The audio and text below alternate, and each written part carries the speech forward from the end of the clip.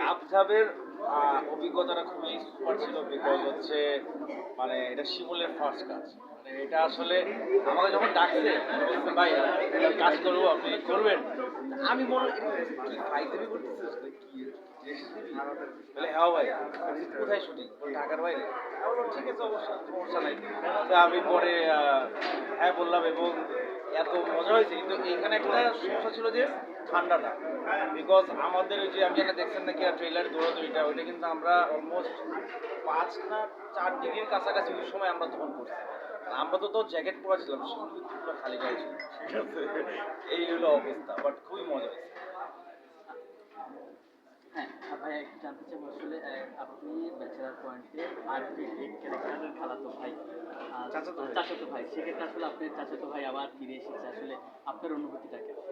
আমার তো অনুভূতি ভালোই লাগে, আমি তো কাজ করতে পারলেই ভালো লাগে এবং আমার মনে হয় যে আসলে এটা অমি ভাইয়ের উপর ডিপেন্ড করে যে অমি ভাই খুবই সুন্দর করে এক একটা ক্যারেক্টারকে আসলে এতগুলো ক্যামেরা কোন দিকে তাকাবো, সোজা সোজা আসলে এদিকেই তাকায় থাকে। তো আসলে অমি ভাই আসলে প্রত্যেকটা ক্যারেক্টার অনেক সুন্দরভাবে সাজায় এবং মানে আমি এটা বলবো যে বাংলাদেশে আমি কোনো সেটে এরকম মানে এত প্রফেশনাল ফিল আমি পাইনি উনি যেভাবে আমাদেরকে আসলে করাইছে। বিকজ সময় যেটা হয় যে অনেক সেটে গেলে দেখবেন যে স্ক্রিপ্ট দিয়ে বলে যে এইটা এই সিন, হয়তো সময় সময় সেটে স্ক্রিপ্টই পাই না, কিন্তু উনি বসে বসে ধরে ধরে প্রত্যেকজনকে সিনে ঢুকায় ক্যারেক্টারে ঢুকায়, এটা সবচেয়ে বেস্ট। সো ইনশাল্লাহ যদি আবার কখনো সুযোগ হয় আসবো ব্যাচেলার। ওখানে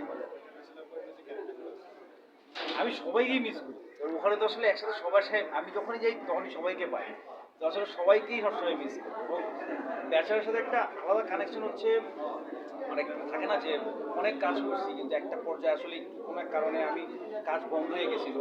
যখন সিজন 1-এ আমি ব্যাচেলার পয়েন্টে ঢুকি তখন ওইটা আসলে আমার ক্যারিয়ার অনেক বড় একটা বুস্ট। এবং এইবারও যখন সিজন 5 আসছে আমি আসলে এক্সপেক্ট করি নাই যে আসলে কল পাবো। হঠাৎ যখন কলটা পাইছি আসলে খুব খুশি লাগছে এবং ভাইয়ের সাথে বসে এমন না যে গেছি কল দিছে শুনিয়ে গেলাম এরকম না, ভাইয়ের সাথে আগে অনেকবার বসছি কস্টিউম কি হইতে পারে, এবার ক্যারেক্টার তো মানে 8 বছর পর ব্যাক করতেছে, তো ও 8 বছরে কি কি চেঞ্জ আসছে, কি কি হইতে পারে, কার সাথে লিঙ্ক হইতে পারে, তো এভাবে আর কি আসলে অনেক প্ল্যানিং এর পরে একটা ক্যারেক্টার আসলে দাঁড়ায়।